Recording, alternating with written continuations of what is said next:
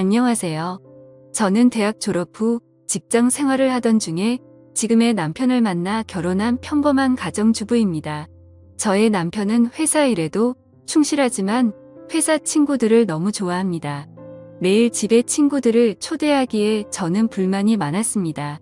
친구들을 매일 집으로 데려오는 남편 때문에 저는 얼마 전 큰 사고를 치게 되었습니다. 도저히 저 혼자서는 해결할 방법이 없어 여러분께 조언을 구하려 합니다. 무조건적인 비난보다는 조금이라도 이해 부탁드립니다. 남편의 오래된 친구 중 지훈이라는 분이 있습니다. 키도 크고 어깨도 넓고 운동을 많이 해서 다부진 몸을 가지고 있고 딱 봐도 남자답다는 생각이 드는 외모입니다. 결혼 전부터 자주 만나서 저랑도 친한 사이고 지금까지 식사도 자주 하며 가깝게 지내고 있습니다. 반면 저희 남편은 키가 작고 왜소하며 겉모습만 봐서는 남자다움은 느낄 수 없습니다. 하지만 섬세한 매력을 가지고 있어서 제가 끌리게 되어 결혼까지 하게 되었습니다. 남편은 어김없이 또 친구를 불러 술 파티를 열었습니다. 저한테는 술상을 부탁했고 저는 마지막으로 해주자라는 심정으로 술상을 차렸습니다. 한편으로는 지훈 씨가 온다고 하니 저도 모르게 기분이 좋았습니다. 남편이 만든 술자리였지만 야근 때문에 남편은 늦게 집에 왔고 지훈 씨와 그동안 저랑 둘이서 가볍게 한 잔을 마시고 있었습니다. 한 잔, 두 잔 술이 들어가고 지훈 씨와 이야기를 나누며 저도 모르게 남편 험담을 하기 시작했습니다.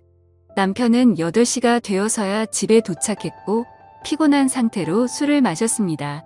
저랑 지훈 씨는 이야기를 한다고 술을 많이 마시지 않았지만 남편은 오자마자 저희 둘과 술 진도를 맞춰야 한다며 소맥을 벌컥벌컥 마시기 시작했습니다.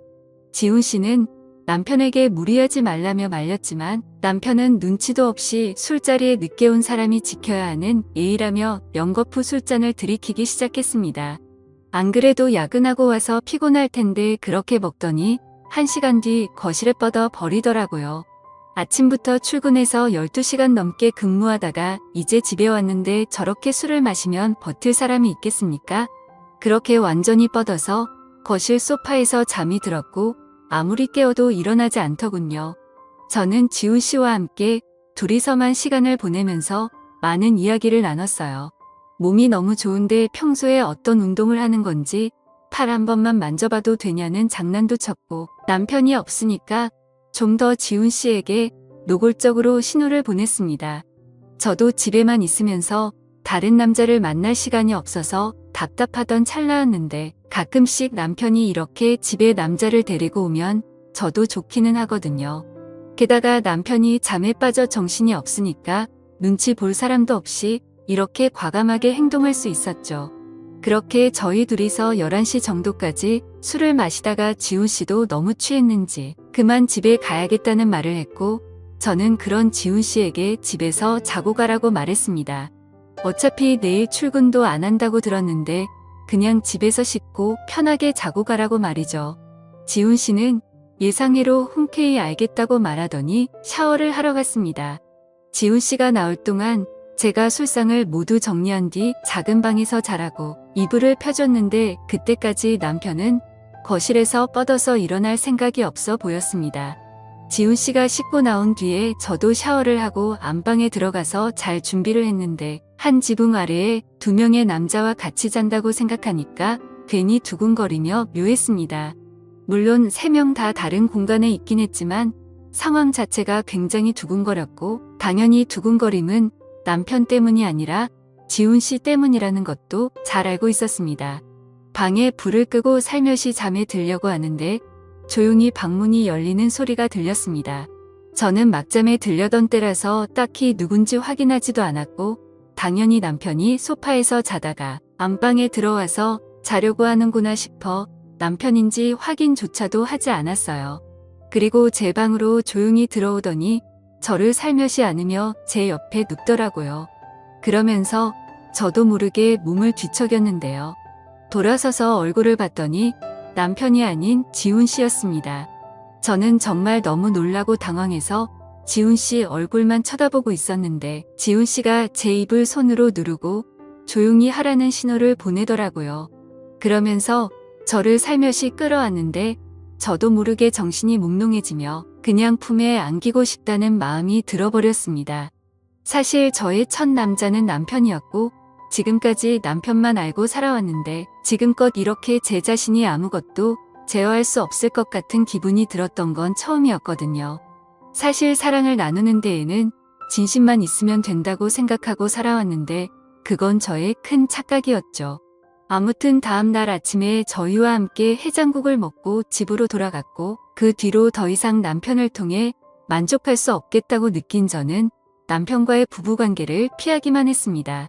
원래 남편도 욕구가 강하지 않아서 딱히 욕심내지 않았고 저도 더 이상 신호를 주고 싶지 않더군요.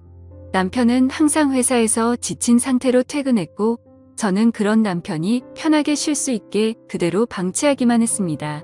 집에 왔을 때에는 잔소리도 하지 않았습니다. 그렇게 시간이 좀 흐르고 오랜만에 다른 남자 후배 한 명과 집에서 저녁 식사와 함께 반주까지 곁들이고는 다 같이 노래방을 가게 되었습니다. 남편은 노래방에서 어김없이 술에 취해 일찍 잠들어 버렸고 저는 신경 쓰지 않고 분위기에 휩쓸려서 노래를 부르면서 춤추고 신나게 놀았습니다. 춤추다 보니까 어쩌다 지훈 씨와 어깨동무를 하면서 춤을 췄는데 그날따라 유독 지훈 씨의 몸이 푸근하고 좋았습니다.